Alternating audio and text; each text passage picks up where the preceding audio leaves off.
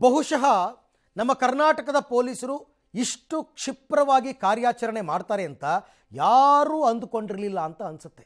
ಅಂಥ ಒಂದು ಘಟನೆ ಇವತ್ತು ಹುಬ್ಬಳ್ಳಿಯಲ್ಲಿ ನಡೆದು ಹೋಗಿದೆ.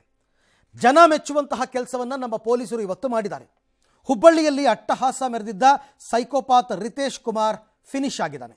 ಅಶೋಕ್ ನಗರ ಪೊಲೀಸ್ ಠಾಣಾ ವ್ಯಾಪ್ತಿಯಲ್ಲಿ ಮನೆ ಮುಂದೆ ಆಟ ಆಡ್ತಾ ಇದ್ದ 5 ವರ್ಷದ ಪುಟ್ಟ ಬಾಲಕಿಯನ್ನು ಬಿಹಾರ ಮೂಲದ ಈ ದುಷ್ಕರ್ಮಿ ಅಪಹರಿಸಿ ಕೊಲೆ ಮಾಡಿದ್ದ. ಕೆಟ್ಟ ಉದ್ದೇಶದಿಂದ ಬಾಲಕಿಯನ್ನು ಅಪಹರಿಸಿದ ಪಾತಕಿ ಶೆಡ್ಗೆ ಹೊತ್ತೊಯ್ದಿದ್ದ. ದೌರ್ಜನ್ಯ ಎಸಗೋದಕ್ಕೆ ನೋಡಿದ್ದ. ಆದರೆ ಬಾಲಕಿ ಪ್ರತಿರೋಧ ತೋರಿ ಜೋರಾಗಿ ಅರ್ಚಿದಾಳೆ.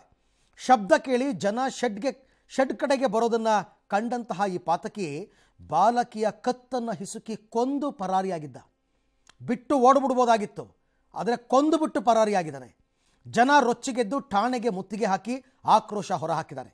ಸಂಘಟನೆಗಳು ರಸ್ತೆಗಿಳಿದು ಟೈರ್ಗೆ ಬೆಂಕಿ ಹಚ್ಚಿ ಪ್ರತಿಭಟನೆ ನಡೆಸಿದವು. ರಾಜಕೀಯವಾಗಿ ಕೂಡ ಇದು ಭಾರೀ ಆಕ್ರೋಶಕ್ಕೆ ಕಾರಣವಾಯಿತು. ಈ ಬೆನ್ನಲ್ಲೇ 5 ವಿಶೇಷ ತಂಡ ರಚಿಸಿ ಪೊಲೀಸರು ಕಾರ್ಯಾಚರಣೆ ನಡೆಸಿದರು. ತಾರಿಹಾಳ ಅಂಡರ್ಪಾಸ್ ಬಳಿ ಲೇಡಿ PSI ಅನ್ನಪೂರ್ಣ ನೇತೃತ್ವದ ತಂಡ ಬಂಧಿಸಿ ವಿಚಾರಣೆ ನಡೆಸೋದಕ್ಕೆ ಮುಂದಾದಾಗ ಆರೋಪಿ ರಿತೇಶ್ ಪೊಲೀಸರ ಮೇಲೆ ತಿರುಗಿ ಬಿದ್ದಿದ್ದಾನೆ. ಪೊಲೀಸ್ ವಾಹನದ ಮೇಲೆ ಕಲ್ಲು ತೂರಿದ್ದಾನೆ. ಪೊಲೀಸರ ಮೇಲೆ ದಾಳಿ ನಡೆಸಿ ತಪ್ಪಿಸಿಕೊಳ್ಳೋದಕ್ಕೆ ನೋಡಿದ್ದಾನೆ. ಶರಣಾಗುವಂತೆ ಗಾಳಿಯಲ್ಲಿ ಗುಂಡು ಹಾರಿಸಿ ಎಚ್ಚರಿಕೆ ನೀಡಿದರೂ ಆರೋಪಿ ರಿತೇಶ್ ಎಸ್ಕೇಪ್ ಆಗೋದಕ್ಕೆ ನೋಡಿದ. ಈ ಹಂತದಲ್ಲಿ ಸಿಡಿದ ಗುಂಡು ರಿತೇಶ್ ಬೆನ್ನನ್ನು ಸೀಳಿದೆ. ತೀವ್ರ ರಕ್ತಸ್ರಾವದ ಕಾರಣ ಆರೋಪಿ ರಿತೇಶ್ ಕುಮಾರ್ ಚಿಕಿತ್ಸೆ ಫಲಿಸದೆ ಸಾವನ್ನಪ್ಪಿದ್ದಾನೆ. ಕಾರ್ಯಾಚರಣೆಯಲ್ಲಿ 3 ಪೊಲೀಸರು ಗಾಯಗೊಂಡಿದ್ದಾರೆ. ಅಂದಹಾಗೆ ಒಬ್ಬ ಮಹಿಳಾ ಅಧಿಕಾರಿ ಬಂದೂಕಿನಿಂದ ಸಿಡಿದ ಗುಂಡು ಆರೋಪಿಯನ್ನು ಬಲಿ ಪಡೆದದ್ದು ಕಳೆದ 3 ದಶಕದಲ್ಲಿ ಇದೇ ಮೊದಲು. ಆರೋಪಿ ಸಾವನ್ನಪ್ಪಿದ ವಿಚಾರ ತಿಳಿಯುತ್ತಲೇ ಕಿಮ್ಸ್ ಮುಂದೆ ಹಲವು ಸಂಘಟನೆಗಳು ಸಂಭ್ರಮಾಚರಣೆಯನ್ನು ನಡೆಸಿದವು.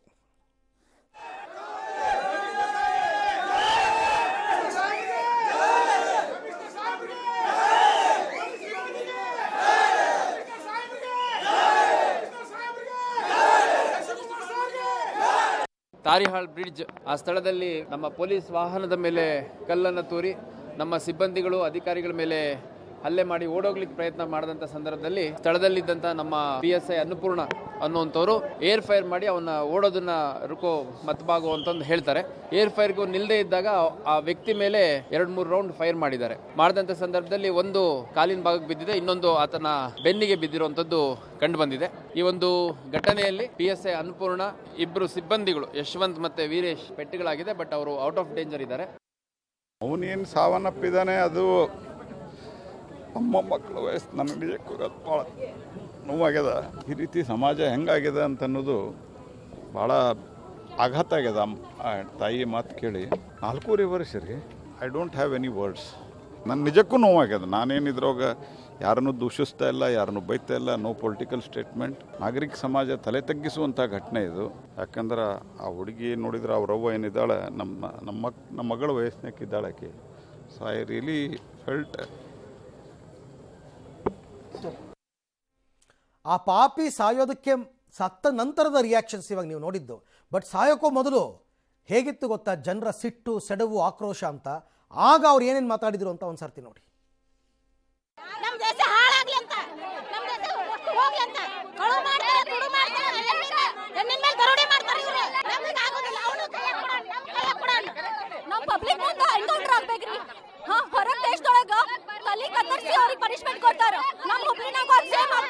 ಅವ್ರಿಗೆ ಇಮಿಡಿಯೇಟ್ ಆಗಿ ನಮ್ಮ ಮುಂದೆ ಎನ್ಕೌಂಟರ್ ಮಾಡಬೇಕು. ಅವ್ರಿಗೆ ಇನ್ನೊಬ್ಬನಿಗಾದ್ರೂ ಹೆದರಿಕೆ ಇರ್ತೈತಿ.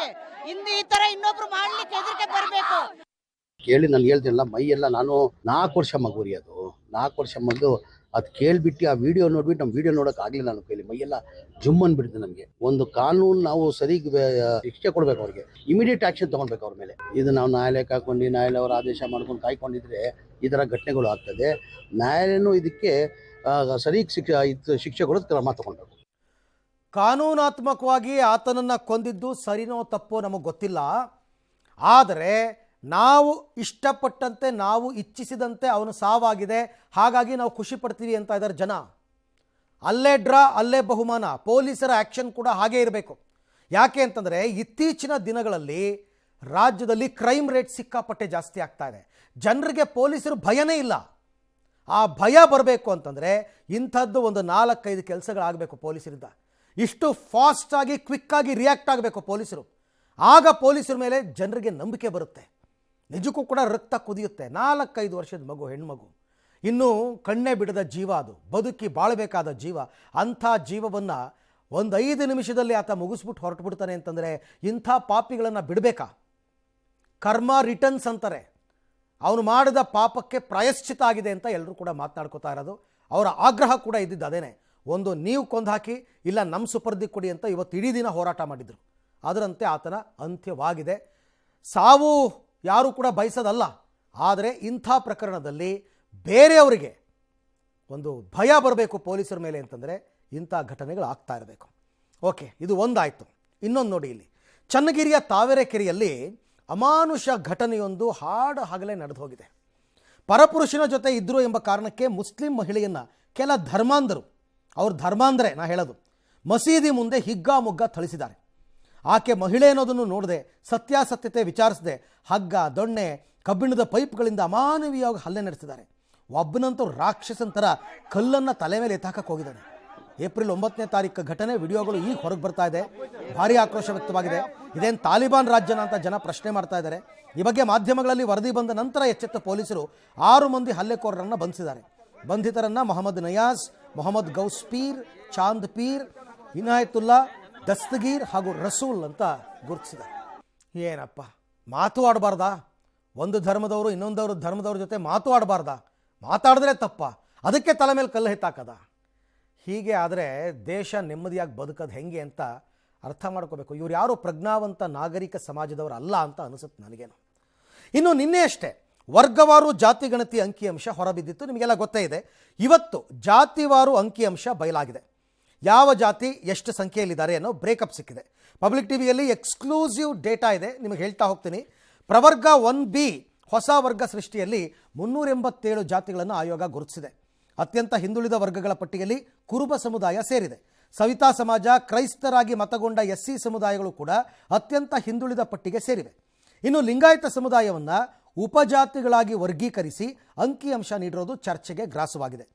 ಅಂದಹಾಗೆ ರಾಜ್ಯದ ಯಾವ ಜಾತಿಗಳು ಯಾವ ವರ್ಗದಲ್ಲಿವೆ, ಯಾವ ಜಾತಿಯವರ ಸಂಖ್ಯೆ ಎಷ್ಟಿದೆ, ಒಕ್ಕಲಿಗರು, ಲಿಂಗಾಯತರು, ಕುರುಬರು, ಮುಸ್ಲಿಮರು, ಹೀಗೆ ಯಾವ ಕುಲಸ್ಥರು ಹೆಚ್ಚಿದ್ದಾರೆ, ಉಪಜಾತಿಗಳ ಸಂಖ್ಯೆ ಎಷ್ಟು, ಈ ಎಲ್ಲ ಅಂಕಿಅಂಶಗಳನ್ನು ಎಕ್ಸ್ಕ್ಲೂಸಿವ್ ಆಗಿ ಈಗ ನಿಮ್ಮ ಮುಂದೆ ನಾವು ಇಡ್ತಾ ಹೋಗ್ತೀವಿ.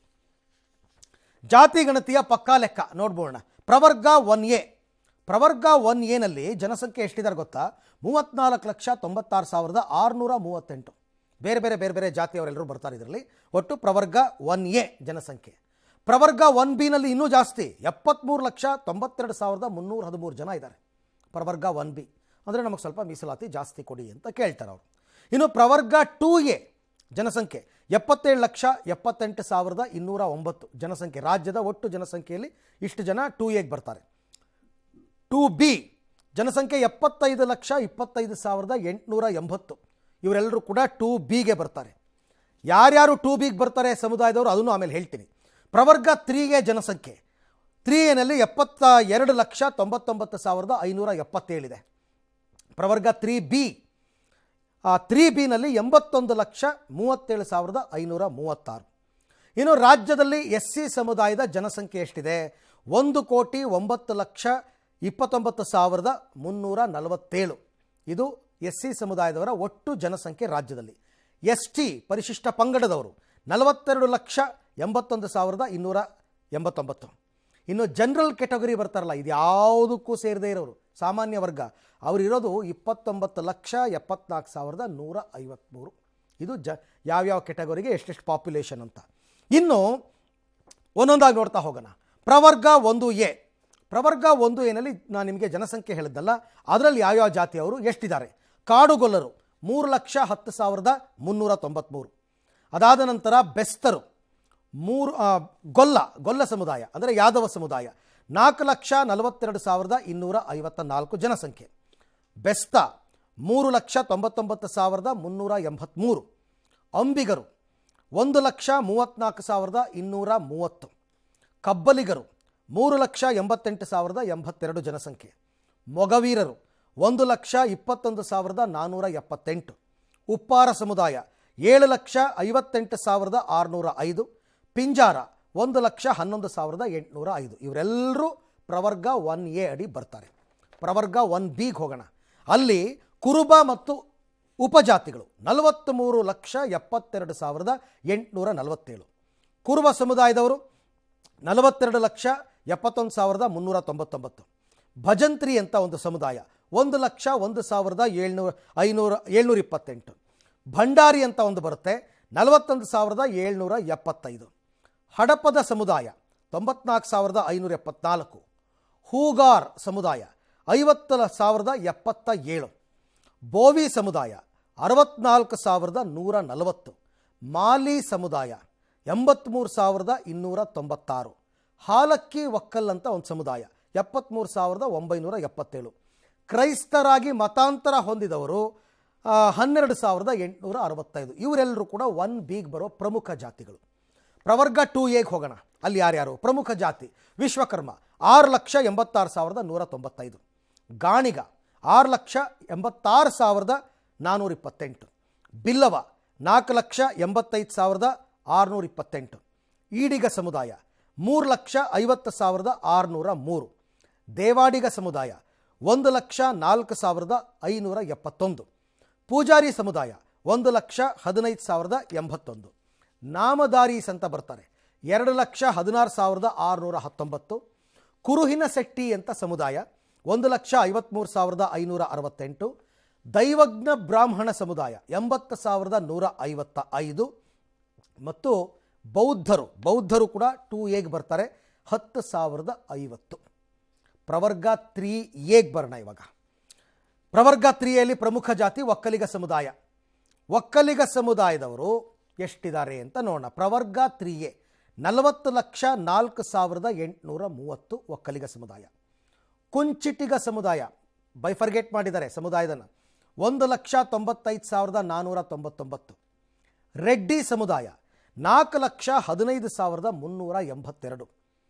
ಗೌಡ ಸಮುದಾಯ 4,60,555.